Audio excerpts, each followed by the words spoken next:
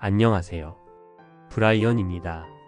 오늘은 집중력 부족과 사회 시스템의 관계에 대해 이야기하겠습니다. 얼마 전 다동력이란 책을 읽고 멀티태스킹의 장점에 대한 포스팅을 했습니다. 일론 머스크처럼 여러 가지 분야에 몰입하며 서로를 연계하여 크게 성공한 경우가 대표적인 사례였습니다. 하지만 인간의 뇌는 멀티태스킹에 적합하지 않으며 우리는 빠르게 집중력을 도둑맞고 있다고 주장하는 사람들도 많습니다.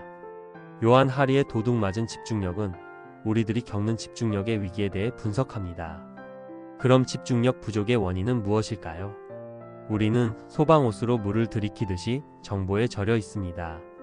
1986년 인간에게 쏟아지는 정보는 텔레비전과 라디오, 신문, 독서를 모두 합쳐도 대략 85쪽 분량의 신문을 매일 40종 읽는 것과 같았습니다. 하지만 2007년에 정보의 양은 하루 174종의 신문을 읽는 것과 맞먹는 수준으로 증가했습니다. 그로부터 15년이 지난 지금 그 양이 얼마나 늘었을지 상상하기 어렵습니다. 가속화는 인간의 기분을 좋게 만듭니다. 마치 온 세상과 연결되었다고 느끼고 무엇이든 배울 수 있을 것이라고 느끼게 합니다. 이 모든 정보를 아무 대가 없이 얻을 수 있다고 생각하지만 점점 진이 빠지게 됩니다.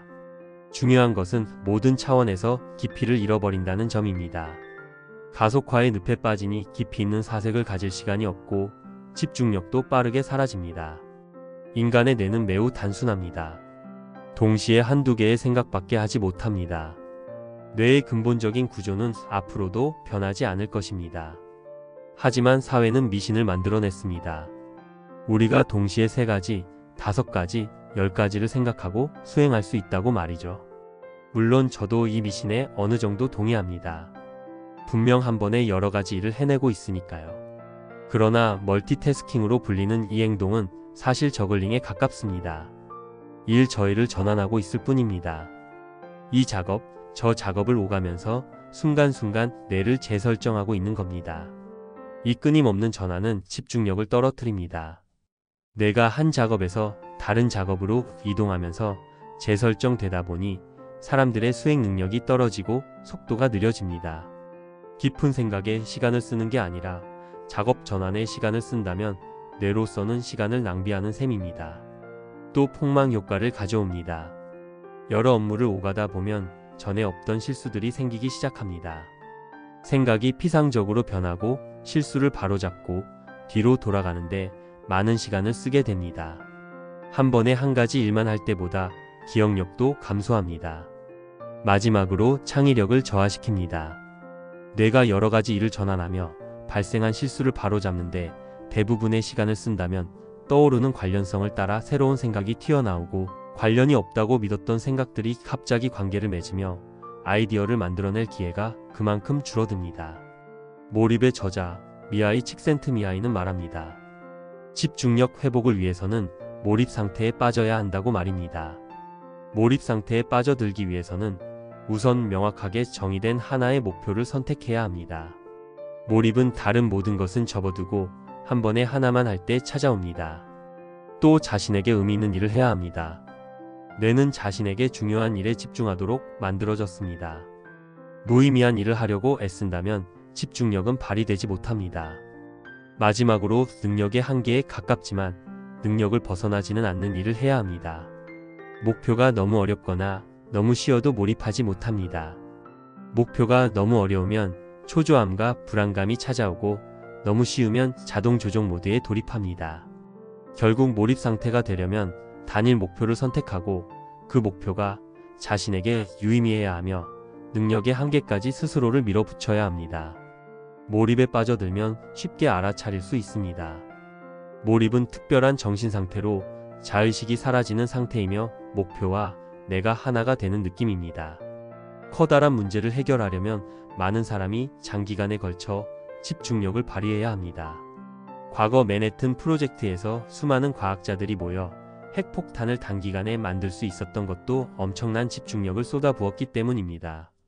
민주주의는 전체 문제를 파악해 해결책을 떠올리고 무능한 지도자에게 책임을 물을 수 있을 만큼 긴 시간 동안 문제에 집중할 수 있는 능력을 요구합니다.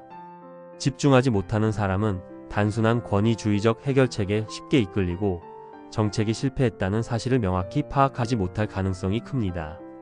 인간은 기후위기와 같은 전례 없는 걸림돌과 장애물에 직면해 있지만 제대로 대처하지 못하고 있습니다. 집중력이 떨어지면 문제 해결 능력도 저하된다는 것이 이유일 것입니다. 우리가 휴대폰을 내려놓을 때마다 웹사이트나 앱은 우리의 과거 행동을 통해 학습한 내용들을 조금씩 내놓으며 계속 스크롤을 내리게 만듭니다. 종이책이나 신문, 텔레비전 같은 오래된 기술은 이런 식으로 우리를 겨냥하지 못합니다. 페이스북, 인스타그램, X, 유튜브는 우리가 화면을 들여다보는 시간만큼 돈을 벌며 우리가 화면을 내려놓을 때마다 돈을 잃습니다. 우리가 오래 들여다볼수록 광고를 더 많이 보게 되고 광고주는 우리의 시선을 얻는 대가로 이들 테크 기업들의 돈을 지불합니다.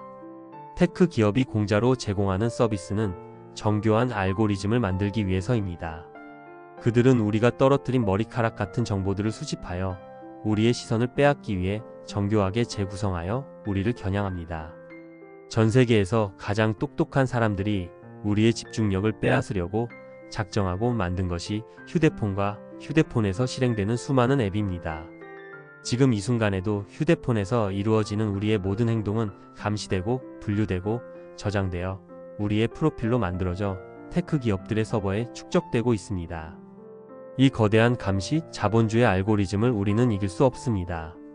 우리의 휴대폰 화면 너머에서는 수천 명의 엔지니어들이 우리가 휴대폰에서 눈을 떼지 못하게 만들려고 최선을 다합니다. 이 시스템이 다음 세대의 집중력을 빼앗아가지 못하도록 시스템의 작동을 멈춰야 합니다. 테크 기업들이 이대로 인터넷 사용자의 모든 정보를 추적하게 해서는 안 됩니다. 그러고 보니 언제부터인가 우리 모두는 여러 가지 일에 전환에 시간을 대부분 쓰며 잠시도 주변을 돌아보거나 사색할 여유를 갖지 못합니다. 학교에서 직장에서 돌아와서는 손안의 휴대폰 알림에 온 정신을 빼앗깁니다. 유튜브의 쇼츠와 X의 피드를 스크롤하며 휴식 아닌 휴식을 취합니다. 어느새 밤이 훌쩍 지나가고 수면이 부족한 상태로 또 다른 하루를 맞이합니다. 많은 일을 하는 것 같지만 대부분의 사람들은 더 느리고 실수가 작고 덜 창의적이며 자신이 꼭 해야 하는 일을 잘 기억하지 못하는 게 사실입니다. 주변에서는 개인의 능력 부족이자 책임이라며 더 빨리 더 많이를 요구합니다. 하지만 집중력의 부족은 개인의 문제만이 아닙니다. 집요하게 집중력을 빼앗아가는 사회 시스템에 문제가 있는 것입니다.